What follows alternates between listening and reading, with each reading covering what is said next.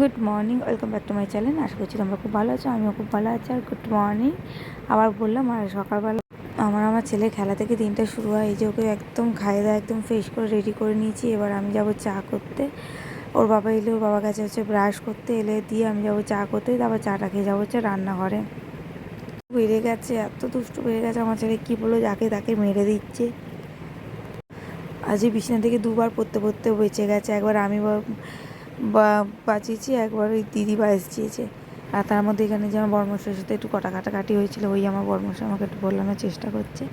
আর এখানে কই মাছ এনেছিলো, কই মাছটা একটা ওর কাকাই ধুয়ে দিয়েছে, আর একটা আছে, ওটা কালকে খাওয়াবো।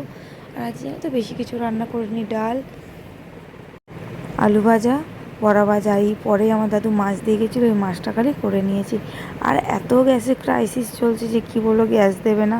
ওই নিয়ে আরও আসতে অল্প কিছুর বিস্তার রান্না করছি। গ্যাস চলে গেলে ছেলের খাওয়া দাওয়া, আমাদের কথাও গুলি মারো, আমার ছেলের খাওয়া দাওয়া বন্ধ হয়ে যাবে ওই জন্য।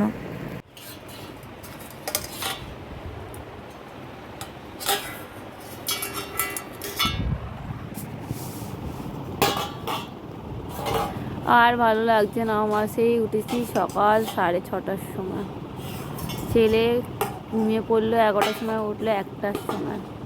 এবার সারা দুপুর ও আর ঘুমাবে না। আমার খাওয়া হয়ে গেছে, এই যে এনার খাওয়া হয়ে গেছে, ইনি আবার দেখছেন, দুজনে খাওয়া হয়ে গেছে। এবার আমি কি করব, উনি খেলছেন, আমি একটু শুয়ে পড়েছি। এখান থেকে দেখলে আমি খুব বিধ্বস্ত অবস্থায়, আমার আর ইচ্ছা করছে না কিছু। কত কাজ বাকি আছে এখনও প্রচুর জামা কাপড়, চাদর, এইগুলো আছে, সব ভাঁজ করব। সব জামা কাপড় মেলা আছে আমার ছেলে, সেইগুলোকে তুলবো, প্রচুর কাজ আছে। একটু আগে শুয়ে পড়ি। ওর বাবা থাকলে খুব সুবিধা হয়, ওর বাবা কাজে বেরিয়ে গেছে। এবার নাও আমাকেও সারাক্ষণ ছেলেটাকে নিয়ে এইসব কাজগুলো করতে হবে। আর ইচ্ছা করছে না। দিনের শেষ কোথায় চলে গেছে দেখুন। বাবা পড়ে যাবে, চলে এসো, চলে এসো, পড়ে যাবে, চলে এসো। চলুন, ওনাকে একটু সামলাই, নালে উনি আবার পড়ে যেতে পারেন, খুব দুষ্টু। আবার পরে কথা বলবো। আর শরীর আমার দেয় না, সারাদিন এত খাটার পর মনে একটু শুয়ে পড়ি। দুপুরবেলা যদি কোনো দিন যদি ছেলে না ঘুমায়, এত কষ্ট হয়ে যায়, সেদিনকে কী বলবো। এখানে ছেলেরা আমার সারাদিন এরকম খেলা চলে। আর এখানে ডাক্তার দেখাতে যাব বলে রেডি হয়ে নিয়েছি। আমার কিছু সমস্যা রয়েছে, যেমন ইউরিনে ইনফেকশান, তারপর যে আমাদের যে পেটের ইউরিনে ব্লাডারে যে টয়লেটটা যে আমার ক্লিয়ার হয় না, থেকে যায়।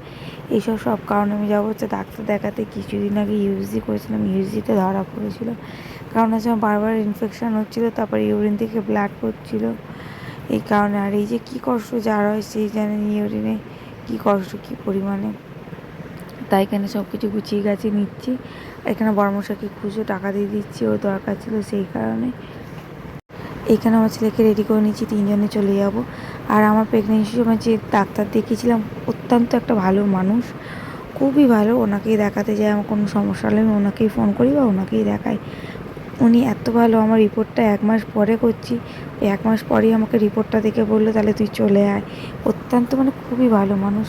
চলো তাহলে ভিডিওটা আজকে এখানেই শেষ করলাম। সবাই ভালো থেকে সুস্থ থাকবে, টাটা। নতুন কোনো ব্লগে আবার ফিরে আসবো। যদি ভালো লাগে আমার চ্যানেলটাকে একটু সাবস্ক্রাইব করে দেবে। টাটা, বাই বাই, সবাই সুস্থ থেকো।